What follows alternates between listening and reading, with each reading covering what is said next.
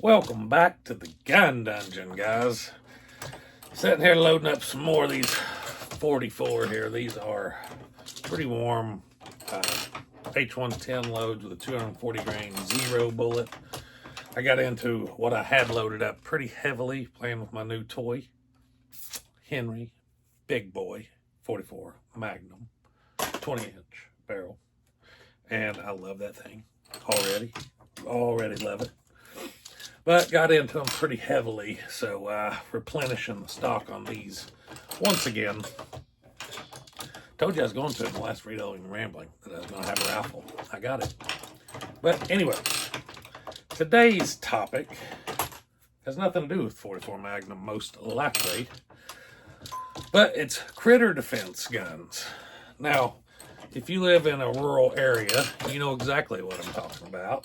If you're a city slicker watching my channel, you'd probably be thinking, what in the world is a critter defense gun?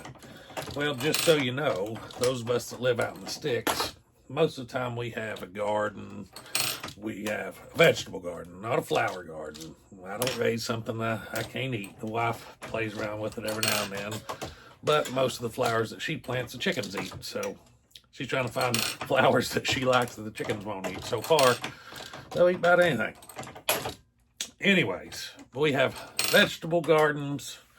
We have livestock a lot of times, chickens, things free ranging, raise rabbits, stuff like that. So not only do we have to defend against wild rabbits in the garden, groundhogs in the garden, stuff like that, but you also got to take into consideration chicken hawks, but you're not allowed to shoot those legally, by the way, unless you go to your, at least around here, you go to your game warden and let them know the issue, and they'll give you permission to take out a chicken hawk if it's taking out your chickens. But we have coyotes, no problem, no trouble taking out coyotes. Nobody's gonna give you any trouble for that around here. But every local law is different, so just make sure you know your laws before you start taking out animals. But you know, there's all kinds of different critters, raccoons, possums, things of that nature that can really disturb whatever it is you may be growing, be it vegetables or chickens or whatever it is. So we have to have some sort of pretty quick deployed, pretty fast into action sort of critter defense. So what I typically use, and I'm curious what you guys use too, because I'm always open to suggestions. What I typically use is I used a Savage Model 64 22 rifle with a Nikon Buckmaster 3-9 optic on it, zeroed for the center of the garden from my kitchen window, or the edge of the house, which is very, very close to each other. And my wife has popped several wild rabbits out of the garden using that.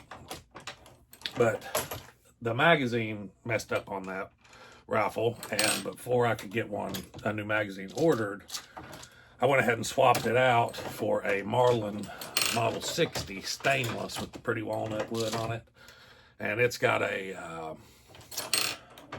I forget what optic is on it. It's got a 3-9 optic on it too.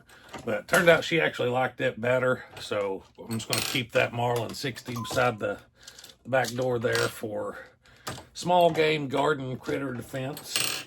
So that's one that I have ready to deploy for critter defense. You know, anything that 22 rifle can handle, which is a lot of things. You'd be surprised.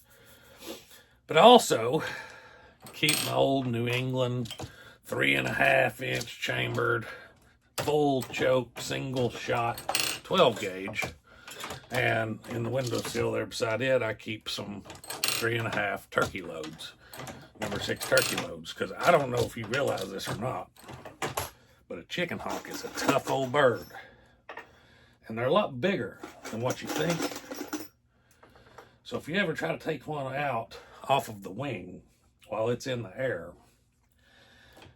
you think it's closer than it is because they're so big. You just assume, well, it's got to be down here pretty close to me. No. It's much bigger than you would imagine And therefore, what you think you see close to you is actually a much bigger bird way up higher. I know you were probably thinking, oh, you're full of it. I'm telling you right now.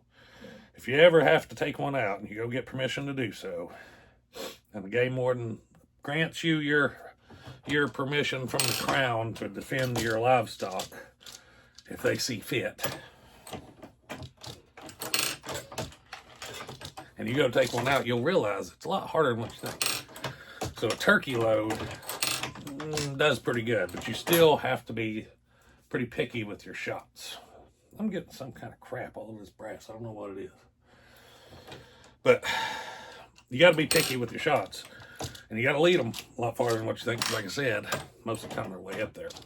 So pretend, if you got to go for a bird like that, just go ahead and just assume it's a big old turkey. That's just my advice. But 12 gauge works well for a lot of other things too, especially with a big old turkey load in it. I mean, turkey load, number 6 shot, get pretty rowdy. Up close anyways, get real rowdy. But I keep that there too. And if you see the trend here, neither one of these guns are super expensive guns. Pretty easy to replace if I have to. So if they're sitting out and they catch a little rust from the door being open or a little humidity or whatever, I'm not really all too worried about it. The small 60s is stainless, so I ain't worried about it at all. But you kind of see my point here. Now, another little temporary, sometimes through the year, what I would call critter gun, is sometimes my bedside rifle. Now, a lot of heavy sportsmen are going to get up on me here and be like, well, that's not hunting, blah, blah, blah, blah. And I'm just going to go ahead and preface my next statement with, it's not hunting, it's harvesting. So just keep that in mind as I go through this next little segment here. When rifle season for deer comes into place, I will put a game camera with cell service right over here on the edge of my wood line that I can see from my bedroom window. And I will put some corn out there. Now, don't get me wrong. I like to hunt as well as anybody. And I always take my daughters, my kids hunting, and we do it the right way. We go in the woods, blind, tree stand, whole 9 yards, all the camo. That's what my kids like.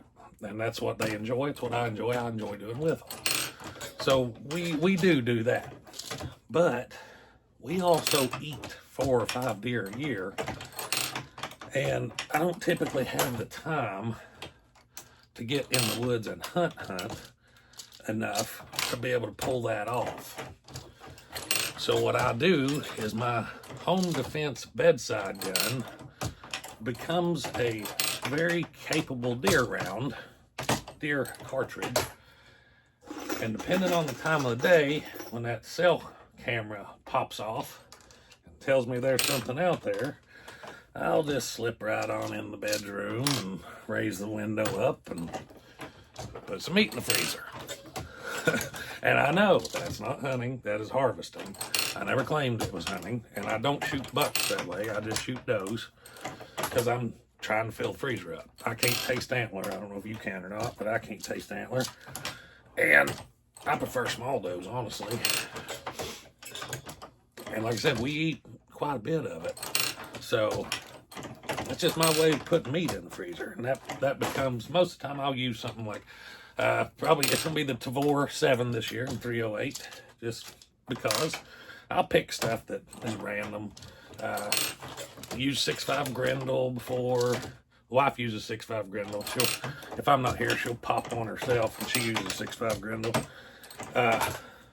Use 450 Bushmaster, 50 Beowulf, and it's about a 75-yard shot, not super long shot, so I can pick about anything I want to use there as long as it's got a little oomph. I don't have to have any long range.